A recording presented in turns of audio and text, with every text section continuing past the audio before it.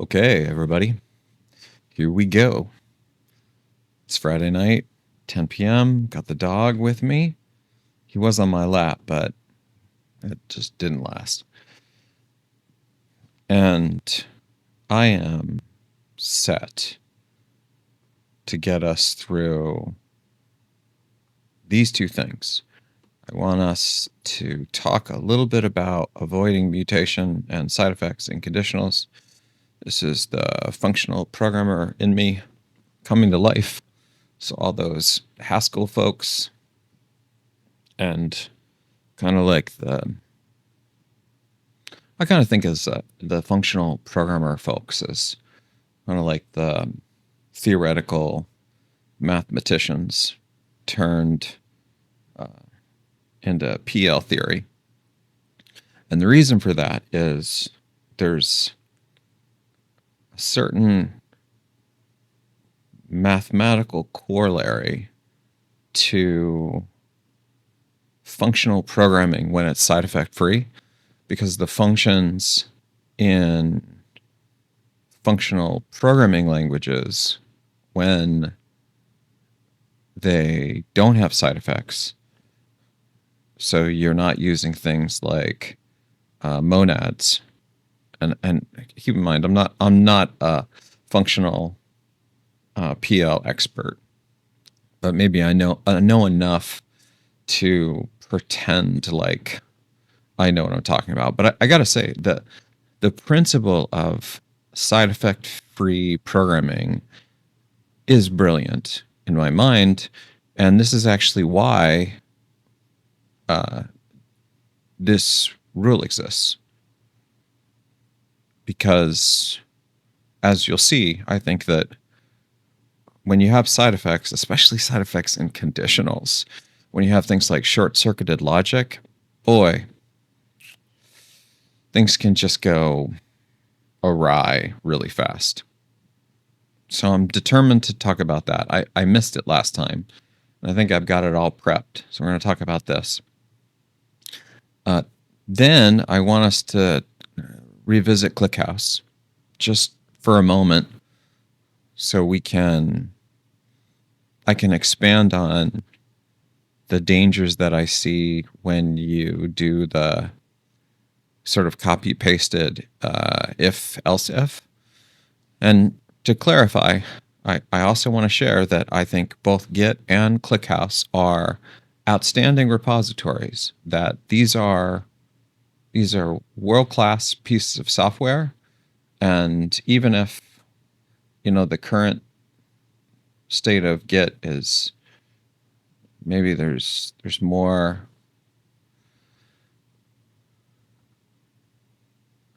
they seem to be. I'm curious about that, to see why this score dropped so much. But overall, Git, I think, is an incredible piece of software. And I was actually watching a talk by Linus earlier today. It just so happens that he was talking with Pat Galsinger, I think for a visit when he was at Intel or something. I think it was maybe shortly after I left, which kind of makes me sad, because I'm a huge fan of Linus, as I think I've mentioned, and I probably would have sort of forced my way into some kind of meeting with Linus had I been there. But anyway, I think that Git is an incredible piece of software, and I think ClickHouse is too. So I'm not trying to pick on these repositories, but more just to discuss that even brilliant pieces of software, this is actually why we have the concept of semi-trust. Is, as I teach and as we do in practice at Merle, we don't use traditional learning techniques that are often found with sort of legacy machine learning methods, such as neural networks.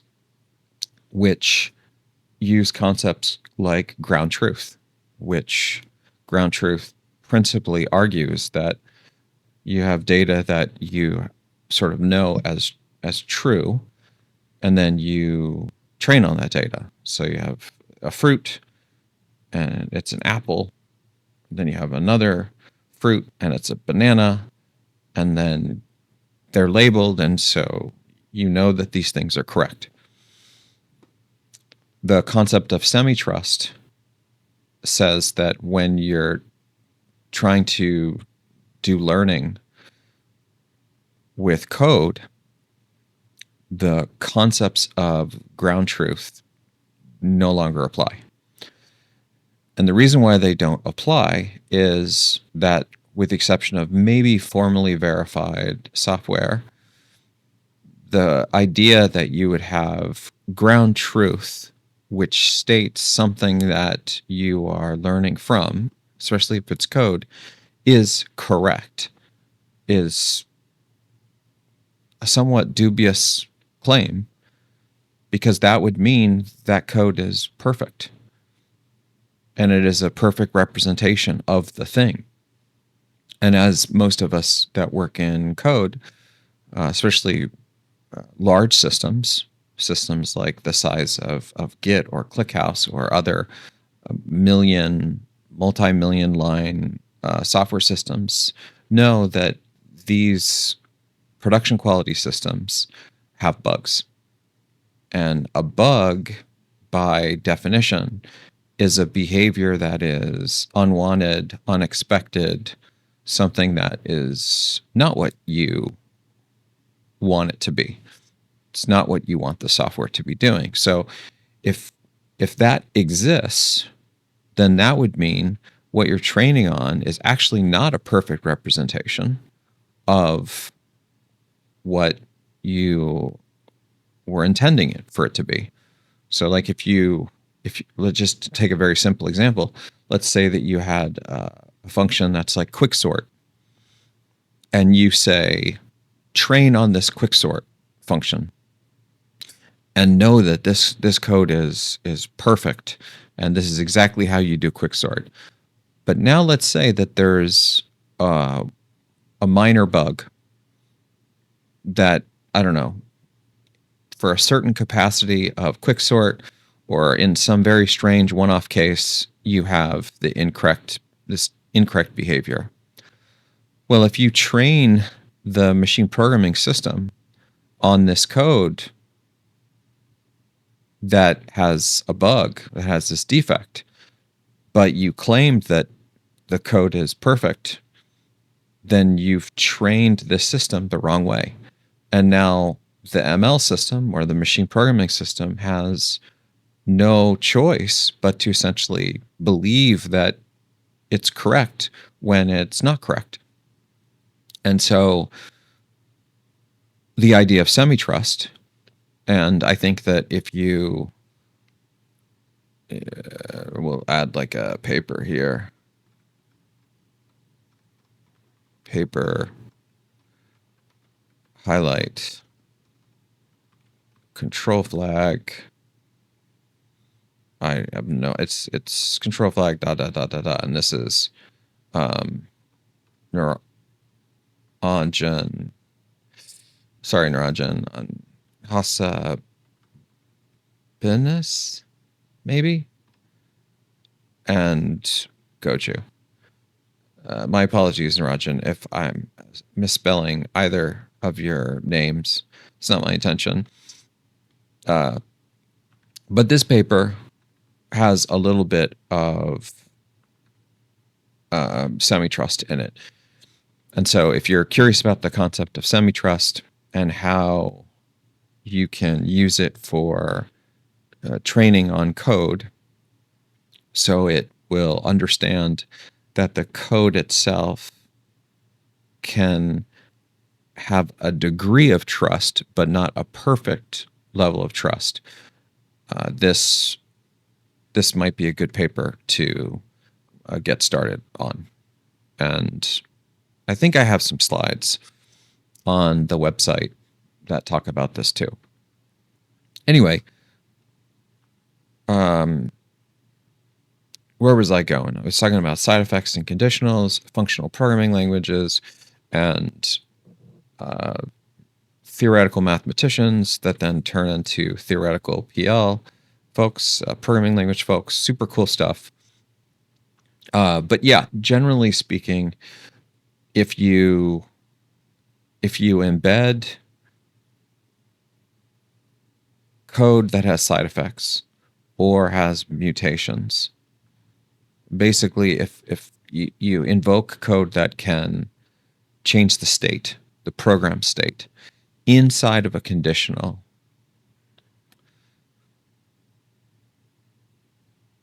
be very careful. Now, have I written code that does this? Yes. In fact, I think I was writing some code just oh, no, it was outside of a conditional. But I've done this for sure. And so there's going to be corner cases, but we're going to get into an example on why this is complicated. And it's not, hopefully, what you'll see is it's not me just being my normal pedantic self. I mean, maybe a little bit it is, but I think you'll quickly see why this can be really dangerous and why it makes code that could otherwise be relatively straightforward and simple and easy to understand significantly more complicated, significantly. And the probably the craziest part about it is it has the appearance of being simple, and it's not. For example, this conditional here may have the appearance of being simple. I'm real curious to see what Mentor has to say about this. We'll look at that later, but this is not simple. This actually is quite complicated. And so those of you that are experts in C, C++, and programming languages, you probably can already determine aspects about this on why or how it gets pretty complicated. For those of you that maybe aren't as familiar, we'll get into that. Okay, so we're going to talk about that. So generally, this is a rule I try to follow. This is like a tech virtue. Yeah, I should probably clean this up a little bit. We will meander. That's kind of what we're doing. But our tech virtues are this. Okay. Yeah, and then avoid copy pasted code. We'll look at how that can kind of go bad. As far as the company highlight, last time we talked about Trihydro, and it turns out some of the Trihydro folks watched that episode. And so awesome. Yeah, thanks, Trihydro. Appreciate it. And I want to share that they got back to me and they told me what ride for the brand means. Because I think I was saying, I don't know what this means. Maybe they can explain it. And they did. And the way they explained it to me is that this basically means that when you are part of a team, you're part of a company, you're part of some effort, some mission, that you stay supportive of that mission. And so it doesn't mean that like you can't criticize it. You can do that, but maybe you're careful about the way that you do this. Like one of the things that I'll do, for example, is the university where I teach, I generally would never say anything negative about that university. And generally, I try to not say negative things about stuff, people, this type of thing, just as a principle. But it doesn't mean that I won't be critical and that I won't share things in private settings on some of my more transparent thoughts. And so I think that what they were explaining to me is that ride for the brand basically means, make sure that you're being a good ambassador for the company or the organization or whatever it is that you work for. And I think that's pretty cool. I like that. And in fact, I've I've worked at some places, and I've been to some universities and just been part of some things where people haven't employed this. And I do find this a bit strange, because it's sort of like if you, again, it's one thing to be critical of something in a setting where you're trying to provide feedback to help things become better. But it's another thing if you're just sort of casually bad mouthing this thing in a group setting with friends or on social media. And I don't know that that's, I'm not sure what the point of that is. Um, Again, I'm sure there are corner cases, and I already am building up a couple one-off cases where people are trying to affect change and they're going through the proper channels and they're being shut down. And so eventually they go to social media because they feel like they're not being heard, right? So, yes, there are examples. I get that. But in general, I think that this is, again, this is the whole context thing. Is in general, this is something that I try to do, and that's cool. I like that TriHydro has this as well. Okay, so that's what we got with TriHydro.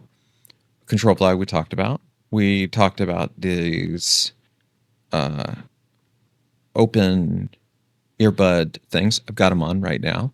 I've got my music playing. It's this. Actually, maybe I'll show it to you. Let's see if I can bring it up. It's this thing. I'm trying to hold it so I don't. Hopefully, I can't tell if that's showing up well. But basically, what it says here, I'll actually write it out. This will be. Looks like we got lots of songs. This is my low bass, sleep-ish 9-hour loop. I think that this is on YouTube and YouTube Music. So this is Meditative Mind. That's the band, maybe? 9 hours sleep music. Sorry, it's scrolling on me. Super low frequency healing music. And then it has this. Okay. So this is what they call it. If you search on this, you should find this song that I listened to. 9 hours, 9 minutes, 9 seconds. Accident? I don't think so. I think that is on purpose. And I love this one. Yeah, this is easily one of my favorite all-time, just kind of chill music. I think I've been listening to this one. I'll fall asleep to this one, but I'll also listen to it throughout the day because I kind of like to have some white noise or something. I don't know. It kind of like, it's like a hum, kind of like what you get when you're on an airplane or something. I don't know. I'm probably strange, but I don't like it when it's completely silent. It feels a little strange to me. That's just me though. I'm yeah, wired maybe differently than most. I feel like there was a VOD, a podcast about this where I was talking to Taylor about this. Anyway, so check that one out if you're interested in that kind of background stuff. And maybe for the one viewer who is looking for Raphael's approval for that 4-hour loop. This one might be, I mean, it's not Raphael's awesome cello, and by the way, I still haven't heard back from him, so I apologize for that, but we'll see if we can get a hold of him. Okay, so we can go back and get into a little bit of the code stuff that I wanted to talk about. So let's start first with mutations and side effects in conditionals. And I think as we were discussing in one of the prior VODs, that I have a rule. We'll just... Okay, so this is Goju's principle: avoid side effect or mutating operations within conditionals. I understand that there's times where you may need to do it, so that's fine. These corner cases exist, but as a general principle, I think you should do your best to try to avoid this. And I'm going to take this example and try to demonstrate why this, I think, is so important. And hopefully it will become pretty clear. All right, I'm going to add some excessive white space here just to help us think more clearly, so we can kind of see this, or at least I can see this in a way. Boy.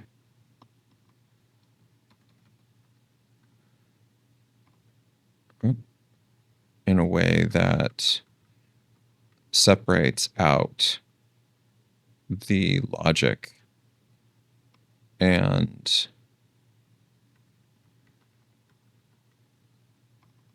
the operations. Okay. So you have this conditional, and on the surface, this conditional probably, it might appear that this is just pretty simple.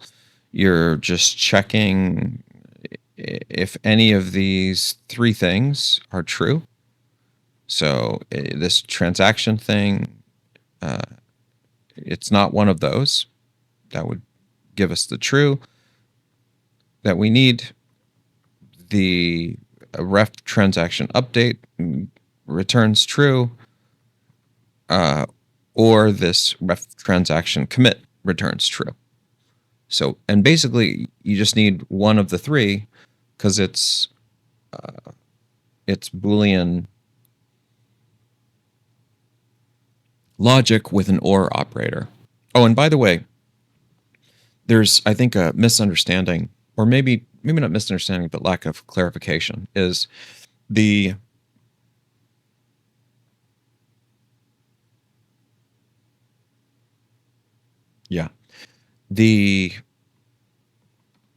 default or operator is, this is inclusive or. Okay. And this other thing over here, this is exclusive or. All right. And what inclusive or means is X can be true, or Y can be true.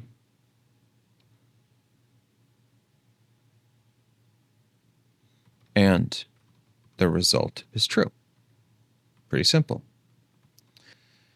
But that's inclusive, is you're saying that either one. So when you hear people say either or, this is kind of it. Now, exclusive or is saying X can be true or Y can be true, but both cannot be true. So in this case, and again, this is a bit strange because the word or in the English language does both. But oftentimes, what people use in the English language is actually exclusive or. So it'll be like, should we have Chinese food tonight or Indian? Nice exclusive or. It's not inclusive or. And do you want to go to the movies tonight, or do you want to go play mini golf? Movies or mini golf. Exclusive or. It's one or the other. It's not both. But when we think about the logic that we have as the default or operator for first order logic that we see in programming languages, it is inclusive or, which again, I'm sort of beating a dead horse, and most of you are probably thinking, well, we know all this is so obvious. Well, what's tricky though is when you start to deal with exclusive or, either Boolean or bitwise, then I think it can be challenging to kind of get your head around it. But if you think about it like this, that you just remember that it's not that exclusive or has something extra that the normal or doesn't have. The normal or does have. It's inclusive or. It's just either one or both. Whatever. But exclusive or, and the exclusive, the XOR is exclusive, meaning you can only have one or the other. You can't have both. And so now, I mean, hopefully this adds some clarity.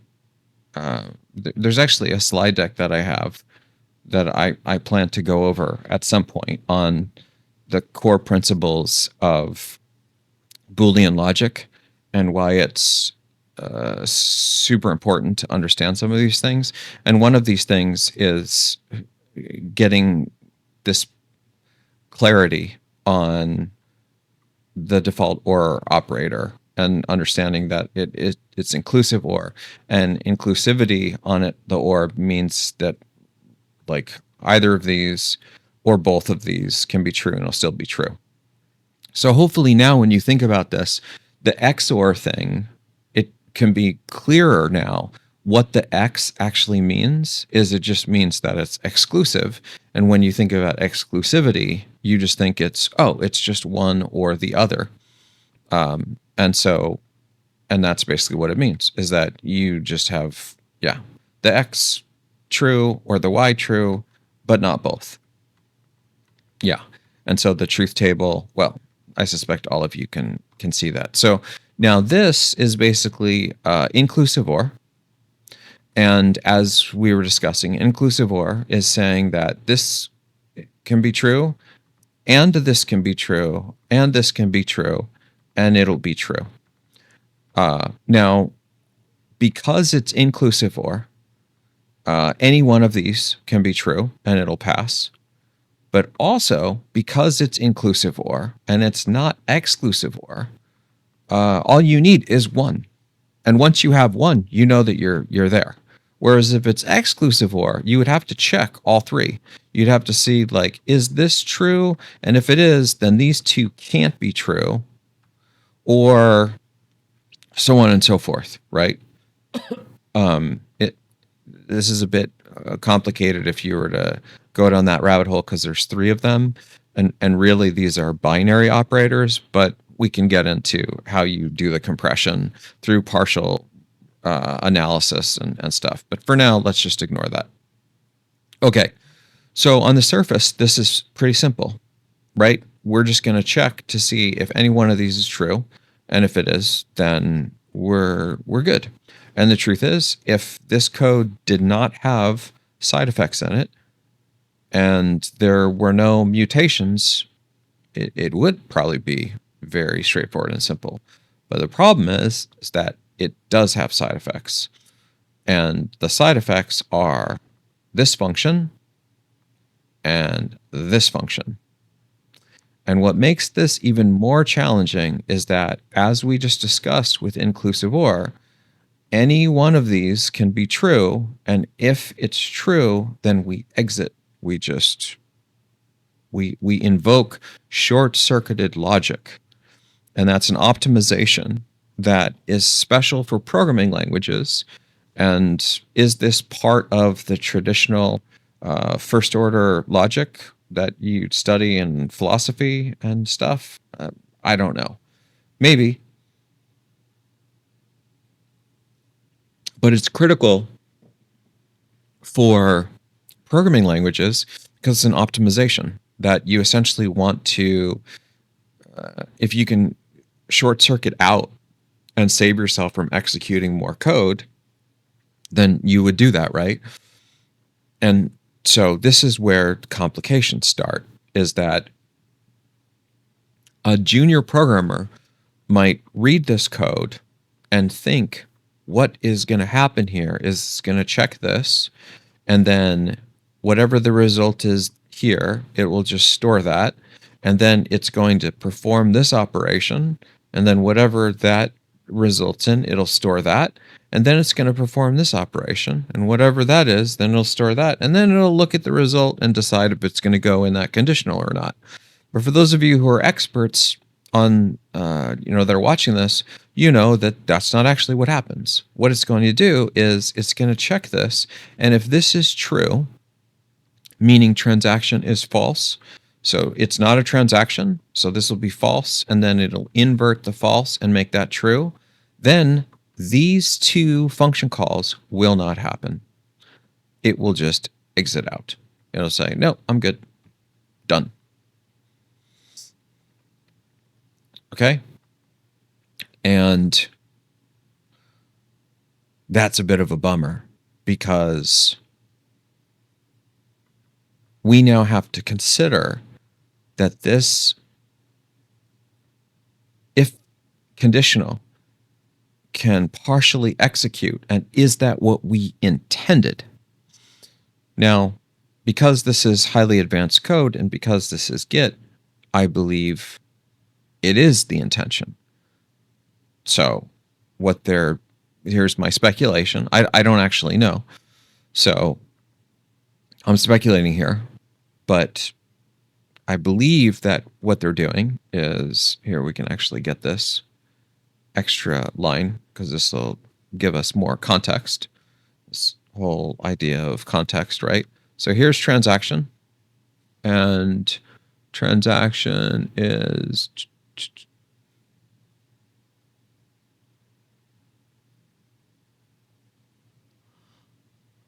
oh, here it is.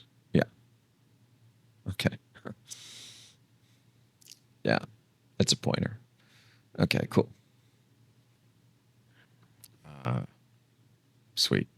And by the way, this is old school C code, so they have to define the variables at the top and then use them later. But we're going to kind of like rewrite this as like C++ code where we can, oh, that's strange, where we can do the definition inline and do the assignment directly, just to make it a little bit easier to understand. Also, because I don't like, I really dislike uninitialized variables. I tend to try to make sure that they're always like this. Like I would probably initialize this to null, just to be safe, because that's potentially a bug waiting to happen. Again, no disrespect, Git's brilliant, but even brilliant pieces of software can be improved on. Like quality is an iterative process. Okay, so we have this transaction and it's going to perform this ref store transaction begin. Or it's going to try to do this. And the speculation is if it can do this, then transaction is going to return a valid pointer. That it's going to actually begin to perform this transaction. So this will be non-zero. It'll be non-null. If this fails, then transaction is going to return null or 0.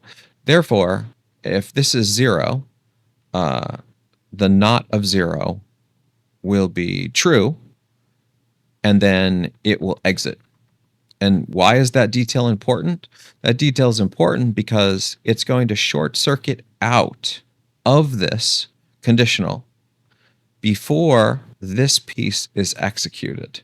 That's critical because if it tries to perform this update on this transaction where transaction is null, this is probably going to crash the system or bad things are going to happen. Whatever the case is, you have an invalid transaction that you're trying to perform a transaction update on, and it's probably not going to be super good. So in this case, as I was mentioning before, it's by design that we want this to short circuit out if you get this first part to be true. Now it's going to go even further, is that now when you perform this ref transaction update, if this fails and returns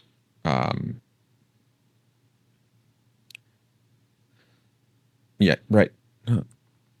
No, that's interesting. Okay, sorry. I think I slightly misspoke. So we know the transaction is valid if it gets past this point. So we'll just add a comment here and say transaction is not null to move forward. And then this is going to perform something. And my speculation is that this is going to, I'm just guessing here, is this is going to return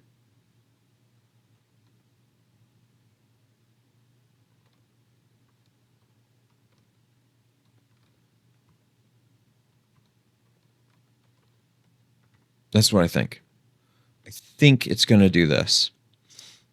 That if it succeeds, yeah, it'll return 0, as in no error. And if it fails, it'll return non-zero. Now, any non-zero number in C and C++ is considered true, if I recall correctly. That means that if this fails, this if will be considered in a true state, and it'll short circuit out, and it will not perform this next operation of ref transaction commit. It'll try this. It'll say that didn't work. We've got this error thing, and then it'll go into here and it'll set ret equal to -1. This is my speculation. And this is actually pretty common practice in C++, and you can actually see it right here.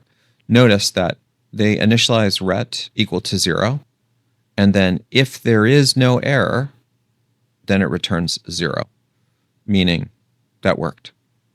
This is pretty common for things like stir compare and other things. But in the case where there is an error, this is the case where this didn't work. So there was no transaction, this update didn't work, or this commit didn't work. You're going to set ret to -1, and now it's a non-zero number, which in this case, again, a non-zero will be converted into true because any non-zero value is interpreted as true in C and C++, and then that will short circuit out, and it will not try to perform this commit. This is my speculation. And only if this succeeds will it then perform this ref transaction commit. Okay. Now, the big thing to, I think, maybe walk away with on this, the part that I think creates a lot of pause, at least for me, is imagine that you are a non-expert programmer for C, C++. Do you think that you know all those details? I can tell you when I first started programming these languages, I did not. I didn't know about short-circuited logic. I didn't know about the non-zero values. I just thought that true was 1 because when I tried to output true, it showed 1. But I didn't understand about the implicit conversions that happen for all non-1 values that are not 0. And so there's so much complexity in this that is in some sense like I get that you're able to reduce this complexity into a single if, but I don't know that this is, at least in my mind, I don't know that it's necessarily lending itself to be easily understood by maybe like non superhero coders. And maybe that's by design, right? Maybe that's what they're trying to say with Git here. But I think that you can rewrite this. And one of the things you could do is you could say ret equals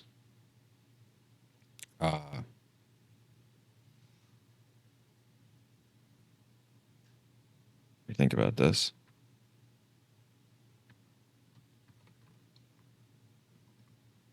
Transaction. Oh.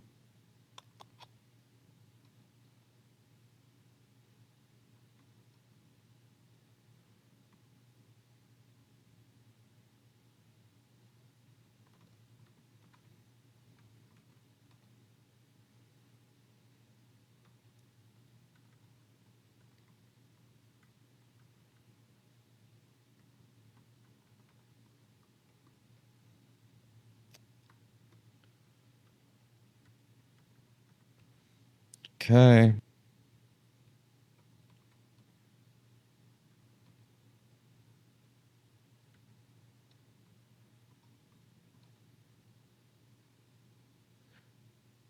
This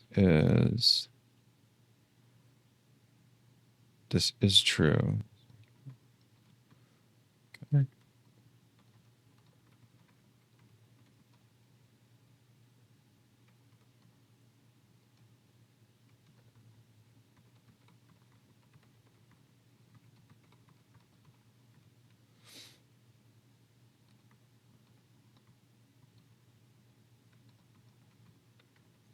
Okay. I think that you could do something like this. Now, I don't want to spend too much time on this because I want to look at this other code. So I'm not going to be as pedantic as I normally am to try to make sure that this is correct. But at a high level, we are essentially trying to emulate the same behavior. So we know that if any of these ends up being true, then we need to set ret to -1 because that's going to be critical because we're going to return -1 here. So we've got to do that.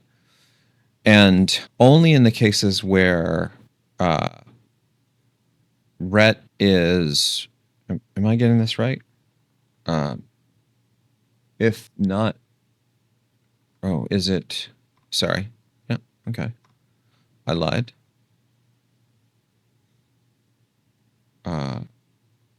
Wait, no. I was right. Okay. I think so. Yeah, because in the case where it's not a transaction, then you're going to set it to -1, and -1 inverted, not that, will be 0, and this won't go in. So in the first case where it's -1, it's not a transaction, it'll check to see if ret, and it'll say -1 knotted is 0, so that's false, and it'll do the same thing here. So admittedly, it's going to do an additional check on ret, but The thing that I like about this code is that you can read it serially. You just read it straight down. So you say, if this is not a transaction, then your return value is going to be -1. And if it is, I mean, in some sense, you can even do this. This might be even cleaner. Yeah, let's just do that. So ret is, this is in case they decide to change the 0. But if they change the 0 behavior, like, things are going to get wacky real fast because they're relying on the 0 as the value that is the good value. But anyway, so, and for those of you that don't know, this is an embedded ternary. It's just like an if condition with an else embedded. That's what the question mark and the colon is. So it's basically saying it considers this like a Boolean and says, is this true? And then it says, if it is, then return this. And so it'll return -1, and then -1 will be assigned to ret. Otherwise, it will return ret, and so ret will be assigned to ret. Cool. And then same thing here, as we're doing the same thing. Yeah. And you may notice that I'm not using any braces on this. And the reason why I'm not using any braces is, one, it's a single instruction, thus the single semicolon. And then two, you don't actually need the braces. And because I'm a fan of the never nesting, then it feels like I'm keeping the nesting to like a single scope, single nested scope. Even if I'm not, like, it just, I don't know. This is a Goju thing, but you could, if you wanted to, you could do this. So have at it. You want to do that, that's fine. But I'm trying to keep the code overhead to not be too ridiculous. Okay, so it does this check. If ret is 0, meaning it's in a good state, then you'll invert this and it'll become true, and it'll go into this, and then it'll reassign ret to whatever the result is of this. If this returns 0, which again is the behavior over here that we're relying on, meaning that it's succeeded, then it will, the 0 will be false. So it'll say, is this true? And it'll say, no, it's 0. And it'll say, okay, cool, so that's false. Don't do -1. Instead, set it to ret. And so ret will stay 0. And by the way, this is like a C thing. Is in C, oftentimes the functions, if they return 0, as we were just discussing, like when you do like a stir compare, like I think it's like this, stir CMP. If these two strings are equal, it's like 0, and then it's like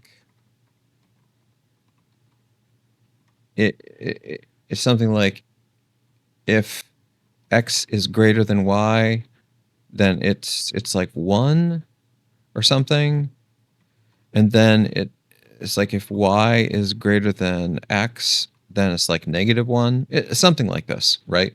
So you can see the elegance of the 0, right? It's sort of giving you this, these are equal. This is like the good state, whatever.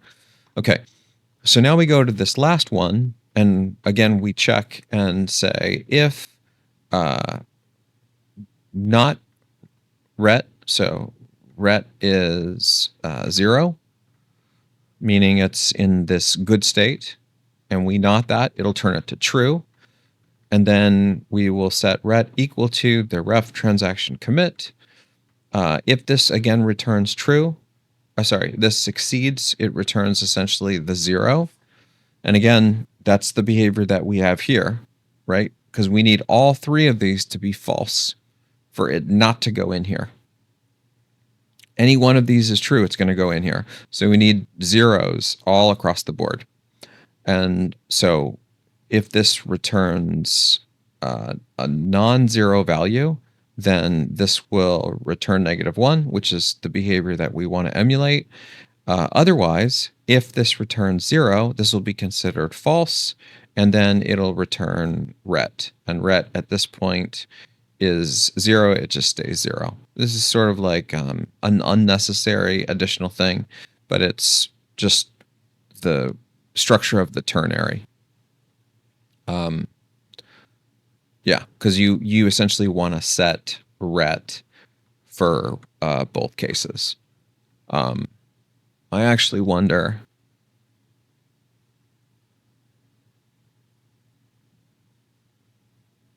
Yeah.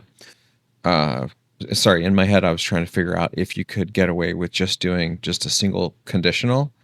And the problem is, I think you can't, because or at least it's not immediately obvious in my head, because you want the -1 value.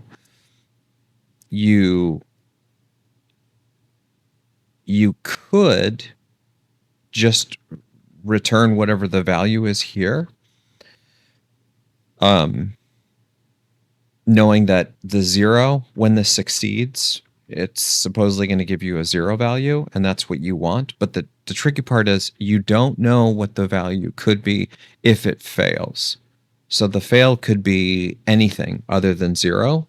And in this particular case, the behavior we're trying to emulate is to set it to -1. Now, you could do something like just have it set whatever this is, and then you could check and say, if if not ret, then ret equals -1.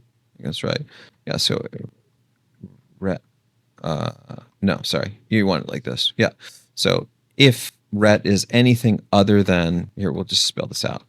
If ret is not equal to 0, then just reset it to -1. And then you could get away with eliminating this. And so you could set this to this here. And then you could also do the same thing here.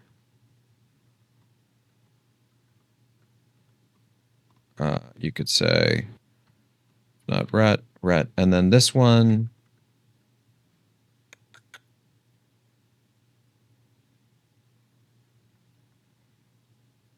Okay, so this one here.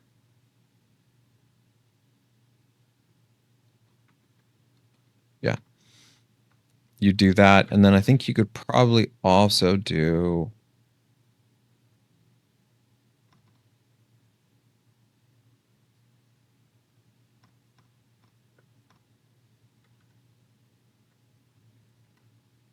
you might be able to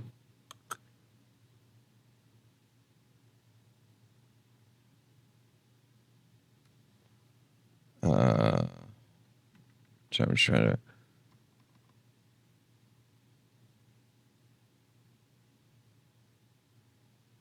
oh yeah, we rely on the ret here. Yeah, sorry. I was thinking that we could get rid of that one, but we can't quite do that. Okay, so let's think about this for a second. Yeah, just to make our lives easier, we'll just leave this. So, and the reason for this is you're relying on ret for these other ones to not execute. And so even if we change this to be something like if transaction, so only do this if there's transaction, in the cases where not transaction, you need a value for ret here to make sure this exits out properly. And I want to keep the logic simple. I don't want to do an else. I don't want to get into this craziness, just to keep the single stream of scope on one level of nesting. So if that didn't make sense, don't worry. I'm just trying to make our lives less complicated. So you could basically simplify it to this, and you could probably simplify it even more. Now we're going to put all this back in because if we do, we don't have to do that final set to -1. Okay. Now, why do I potentially like this code more than this code? The reason why I like this code more than this other code is it doesn't require expert knowledge to understand very specific, nuanced, idiosyncratic behavior that relies on side effects and mutations and short-circuited logic that exist in conditionals. Instead, this just reads serially. It's just step 1, step 2, and step 3. And it always goes the same path. There's no short-circuiting. So you're going to do this operation, and people can reason about this and say, what is the value of this? You can put a breakpoint here and execute this line of code. And then you can see that, oh, whoops.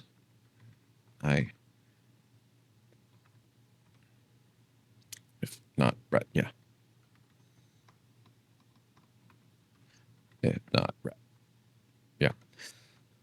You can see that this is not ret. You can see, oh, it's 0. And you're like, oh, well, 0. So then it's going to do this, and it's going to execute this. And you know what it's going to do. And then you get to this line, and you see that ret, for example, is -1 here. And then you know that, oh, it's not going to go in here because this is going to be false. So -1 inverted is going to be 0, so it's not going to do this. And then you can see it, right? And in fact, you can even add curly braces if you want to add a breakpoint, and you can test all this stuff.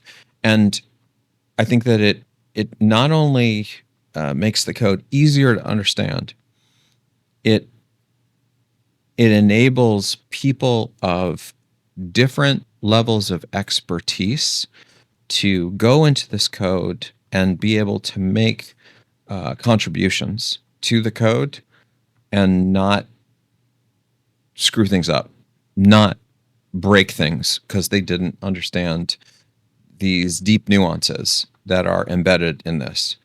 And so, like, in some sense, one of the things that I try to teach is that you should never flex when you're coding. Not in production quality code. You should never flex. Like, it's okay to flex. And what I mean by flex is, like, you should never just, like, show off your superpowers on how much of a superhero you are in production quality code, because then if other people don't have the same superpowers that you have, they may not understand what's going on. And especially in open source, right? If the goal is we want to have more people to maintain the code because we don't want the code to go stale, I could see some argument that, oh, we only want experts to work on this code.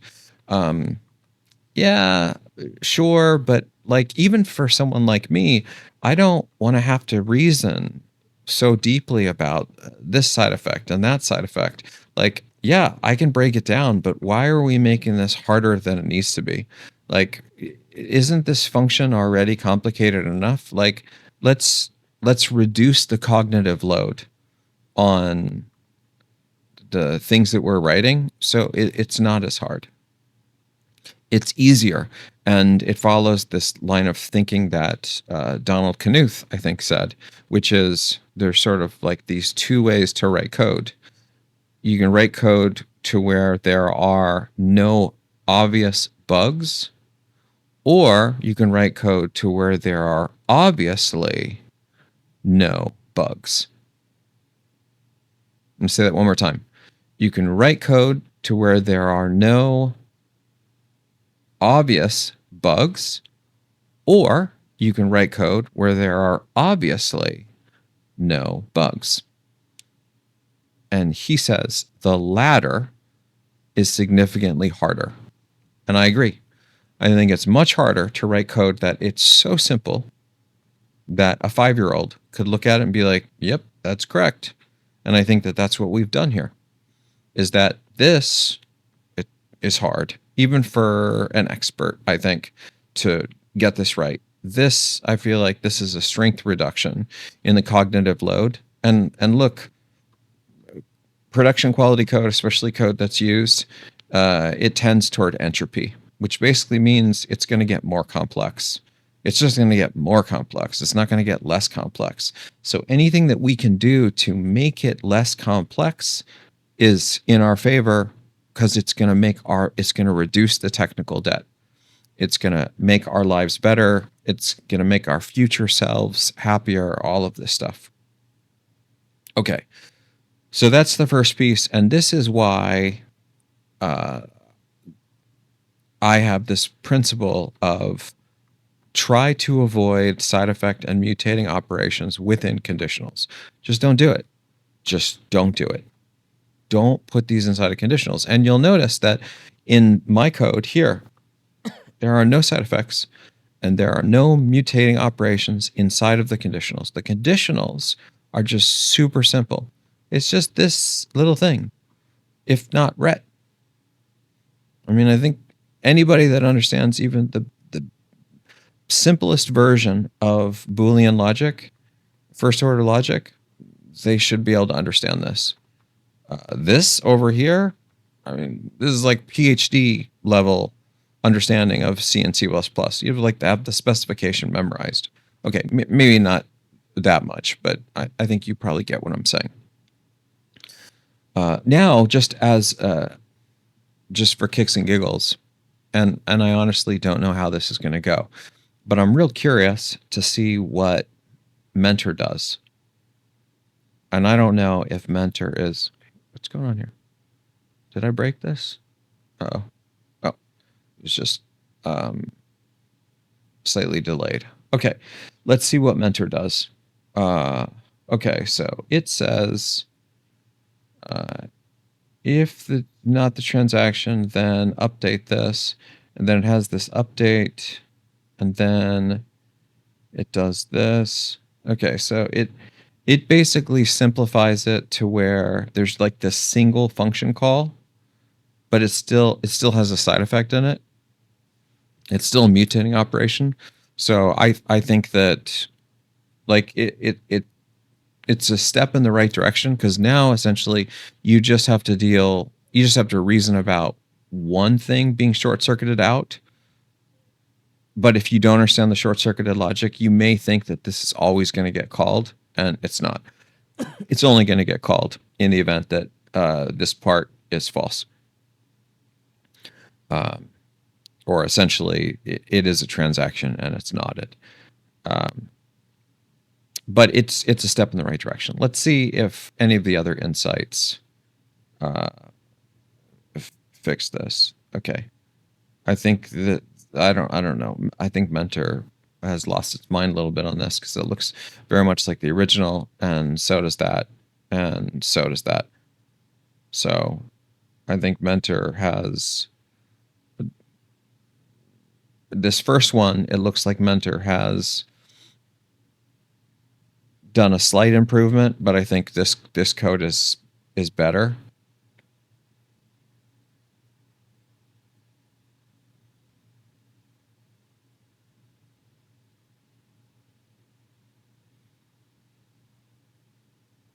Interesting. We'd have to check about this. It might be getting this return one wrong. I'm not sure. We'd have to spend some time looking at this. But this one, I feel like, at least the structure of it, it's moving us in the right direction, but I still think that this solution is better.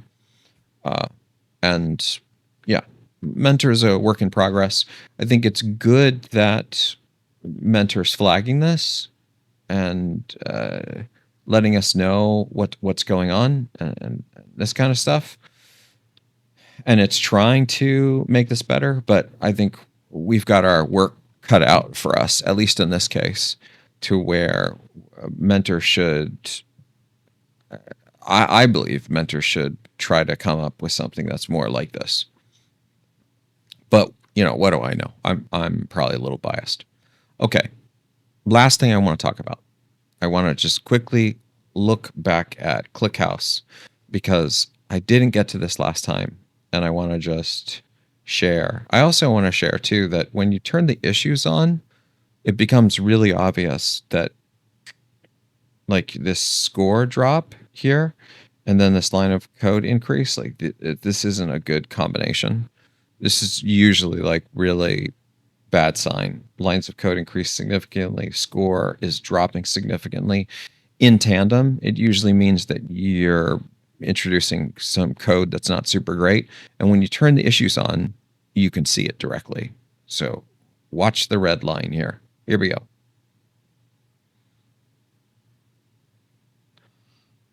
Let's see that again. Whoa. And that's actually what I noticed last time is we were looking at this and I was like, yeah, 301. So this is the point before. I'm just using the arrow keys. So this is August 2024. We're like right here. And then I step forward one. This is November 2024. We're right at this point. So 282 to 301, not a big deal. And then I'm going to step forward and then boom, 508. Whoa. Whoa. I mean, that's almost double the issues in like a 3-4 month window. Yeah, 3 month window. Yeah, that's not super great. Anyway, the key thing I wanted to point out is when we look back at this code, as we saw before, we saw this. This didn't look too nefarious in the issues, but then when we saw the code, we saw this structure of this embeddedness stuff, right? And I was saying that the danger with this is it starts to reinforce kind of like bad programming habits, is it creates this culture, right? It's like a technical, it's technical debt in the code, but it's like technical debt in the habits that it's creating potentially in the team. And the thing that I observed after we finished the last session, last one or 2 sessions ago, was if you look at ClickHouse, especially the most recent version, where they have all these issues, you actually see that this is where most of these issues are coming from. So check this out. So what I did is I just took a step back. I went back before these issues are introduced. And what you can see here is all of the critical issues are in this first page, right? And when we have the slider, like we can slide this across and we can see, yeah, some of these lines are like pretty long. There's like a bug here with mentors width, but you can see like there's a couple that are super long, but the list of critical things is maybe 3/4 the page. Now, when I hit the next key, we've got the full page, okay? We've got the next full page. These are all critical. These didn't exist before. We've got the next full page. And then we've got the top, let's say 25%. These are all new, except for the first piece of overlap. And now if we look at this, we actually click in to see what one of those things are. What we see is it's actually of a similar structure that we saw before with those ifs that were nested, is that it's a copy pasted if else or if scenario. And that's exactly what this is. This is essentially more of the same. that we were looking at this before is what's happening here is they're adding more of these, I think, these columns. And basically what they do is they add one new column each time on this thing to calculate this new value.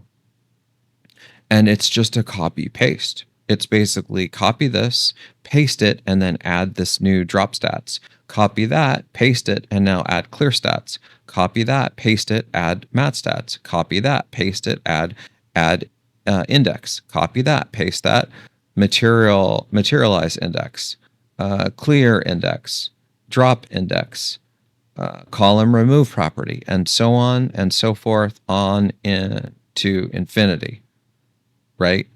And so what's the point is that the bigger point, at least what I see, is oftentimes it's not just that when we are making these mistakes with copy paste and we're creating technical debt, it's also that we are reinforcing bad programming habits to the team that then stick with the team even after those things have been fixed, right? Like, for example, with Merly code, at least if I'm code reviewing it, this type of thing is never going to pass my code review. There's no way. I'd rewrite it myself. And again, this is not going to be a super easy rewrite because you've got this complicated logic. And the logic looks like it changes each time. I get it. It's not super simple, but there is a way to rewrite this to where you can essentially mimic the same behavior, but you don't have this copy paste craziness, right? And the key thing is, like, it just takes a single typo to break all of this. And like a reordering of the columns. Like, this is probably based off of a table that exists somewhere. And if the table somehow gets another column that's inserted out of order, like right in the middle, you probably have to rewrite all of this.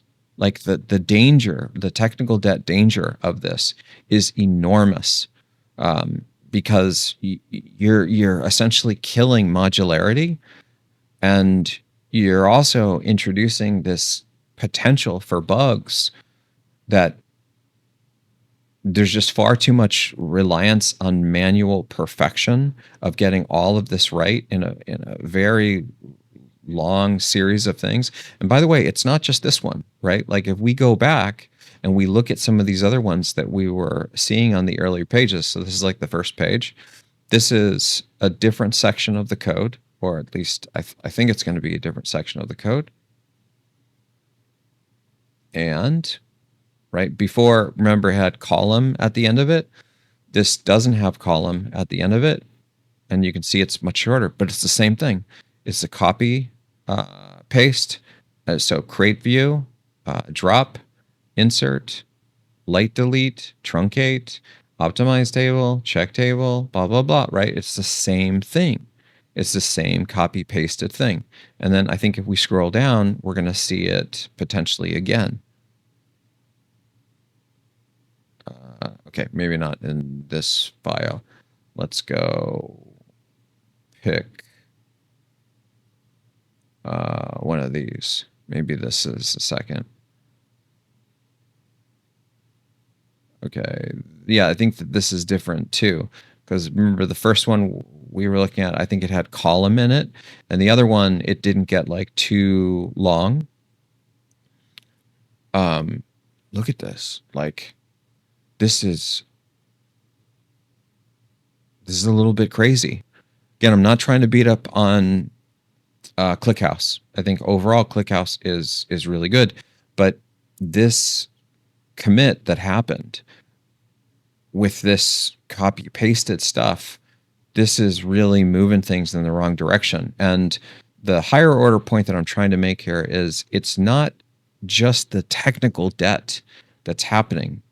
It's that when you do copy pasted code and you have a historical precedent for that copy pasted code back in 2011, right? We go into this and we pick this, and you see this is copy pasted code. That's what that is. With these minor shifts, then you're creating a habit for the team or a precedence. Well, this is the way somebody did it this, and so how do you argue against that?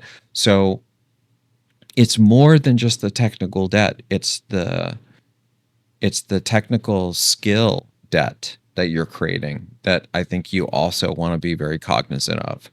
So I don't want to get on like a high horse here and soapbox this out and become like all preachy.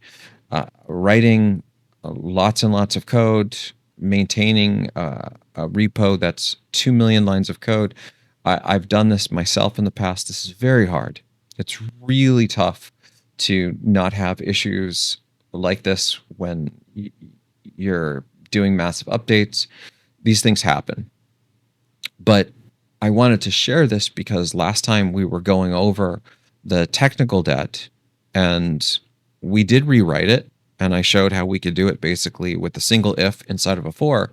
And the same philosophy can be done here. But more than that is, I think when you write code in these very modular ways, you're not just reducing the technical debt, you're actually training the other coders.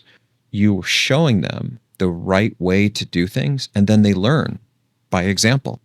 And so if your examples are all these things that are, not necessarily good examples of code, they're going to learn that. Or if they do it, I don't know that you can blame them because you've kind of set a precedence to say this is acceptable. So can you fault them exactly for doing stuff at these later versions? I don't know necessarily that you can. So hopefully this doesn't come off as being too preachy. Again, I really don't want to be picking on anybody. Writing production quality code in general is very hard.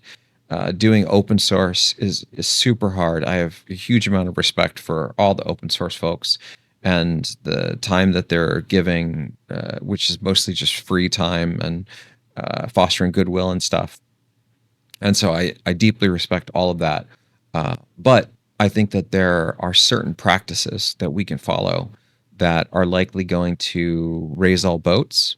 And one of those things that we can do to raise all boats, I think, is to really resist copy pasted code. I think that that's, in my mind, that's the heart of what this issue is. And it's not just the technical debt that it creates; it's the bad technical habits that it creates as a side effect. So with that, we're at about an hour and 45 minutes. It's getting pretty late, almost midnight over in NorCal. So I'm going to wrap this up and thank everybody. Oh, you want to come up here, buddy? You want to say hi to everybody? Yeah, look at this. He's going to make an appearance. He knows. He knows it's yeah. Oh, yeah, he's so tired. He's just been such a good boy. Okay. Well, all of you have a wonderful rest of the evening, Friday night. We may be back tomorrow for some other stuff. And hopefully this was fun, exciting. You got to hear a little Ren. Check out NF and Jan Blomquist. And let me know what you think. Feel free to leave any comments, corrections, any of that stuff in the comments. And see you all next time.